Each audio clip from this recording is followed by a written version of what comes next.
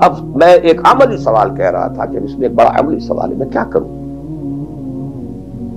میں ایک ایسے ماحول میں رہ رہا ہوں جس میں اللہ کا دین غالب نہیں ہے. میں نماز پڑھ رہا ہوں، روزہ رکھ رہا ہوں، میں شراب نہیں پیتا، میں سور نہیں کھاتا. چلو میں نے اپنا اکاؤنٹ جو ہے بینک میں جو ہے کرنٹ اکاؤنٹ رکھا ہوا ہے، میں نے کوئی سود نہیں لیا، نہ سود لینا چاہتا ہوں. کیا کروں؟ اکیلا چنا پہاڑ کو تو نہیں پھوڑ سکتا،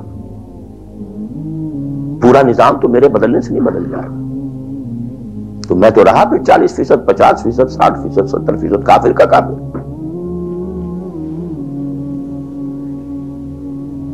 تو what's the way out? What's the مخرج؟ بڑی پیاری حدیث ہے وہ جس میں یہ الفاظ آتے ہیں. حضور نے فرمایا انہا ستکون فتنۃ، ایک وقت آئے گا تو بڑا فتنہ ہوگا.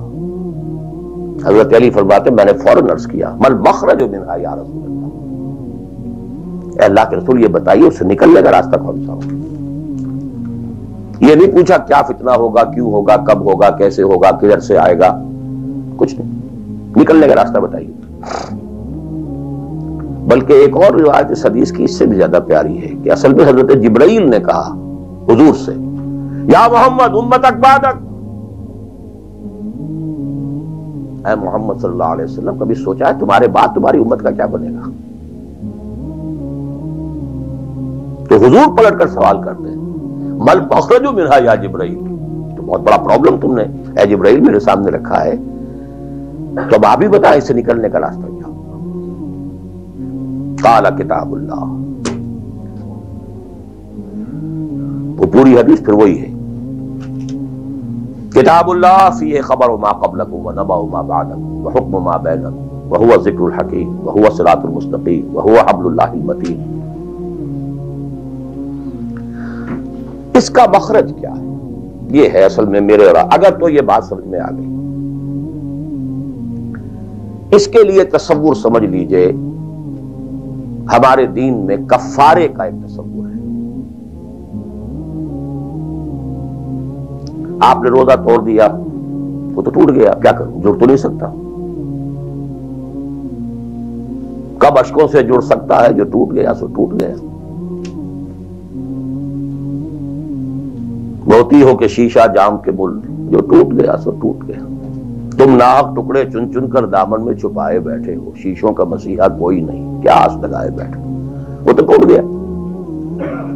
لیکن اس کا کفارہ دے دیا گیا. کفارہ ہے، قسم کھائی تھی یہ نہیں ہے کہ اب توڑ نہیں سکتے، غلط کھا بیٹھے توڑو، کفارہ. آج میں اس لفظ کفارہ کے حوالے سے آپ کے سامنے وہ بات رکھ رہا ہوں.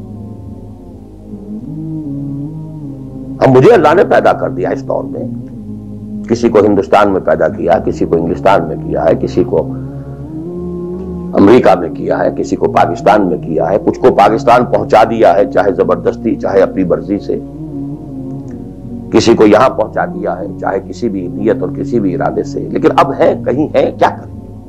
کوئی کفارہ ہونا چاہیے، کوئی مخرج ہونا چاہیے. بس یہی کفارہ ہے. پھر نوٹ کر لیجئے اس ماحول سے سوائے سبسسٹنس لیول کے اور کچھ حاصل مت کرو، اور اس سبسسٹنس لیول پر بھی جو کچھ تم نے کھایا پیا ہے اور سانس لیا ہے، جو انرجی کریٹ ہوئی ہے، اس کا میکسیمم اس جہاد میں صرف کر دو کہ اس نظام کو بدلو. تمہاری یہ جد و جہد، تمہاری یہ کوشش کفارہ بن جائے گی اس کا. معذرتاً الی ربکم، معذرت پیش کر سکو گے اللہ کے. اے اللہ میں نے اس نظام کے ساتھ ریکنسائل نہیں کیا. اے اللہ میں نے اپنی توانائیوں اور اپنی محنتوں سے نہ اپنے لیے کوئی جاگیر بنائی نہ اپنے لیے جائیداد بنائی. اے اللہ میں کوئی دولت چھوڑ کر نہیں مرا. اے اللہ میں نے اپنے بچوں کو بھی اسی کام کے لیے لگا دیا تھا. میں نے ان کی دنیا سے بڑھ کر ان کی عاقبت کی فکر کی ہے. نہیں کر سکا، آگے کچھ نہیں ہو سکا تو میں بے بس ہوں. حضرت نوح بھی تو بے بس تھے، کیا کر گئے؟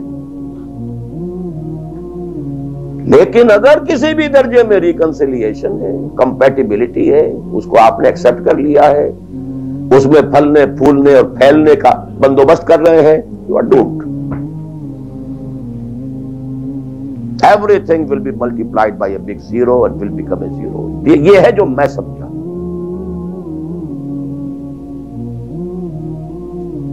اس کا نام ہے جہاد. Constant friction, constant struggle. جان مال، ان صلاتی و نسکی و محیایا و مماتی للہ رب العالمین. میری زندگی کا مقصد تیرے دین کی سرفرازی. میں اسی لیے مسلمان، میں اسی لیے نمازی.